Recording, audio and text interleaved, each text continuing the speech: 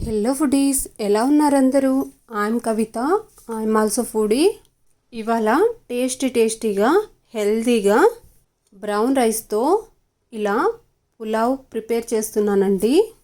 ఇందులోకి వెజిటేబుల్స్తో పాటు అలాగే బఠానీలు, మీల్ మేకర్ కూడా వేసి ప్రిపేర్ చేస్తున్నాను. అది కూడా బ్రౌన్ రైస్తో ప్రిపేర్ చేస్తున్నా కనుక చాలా అంటే చాలా హెల్తీ అండి. మనం ఇందులోకి తక్కువ ఆయిలే యూజ్ చేసాము.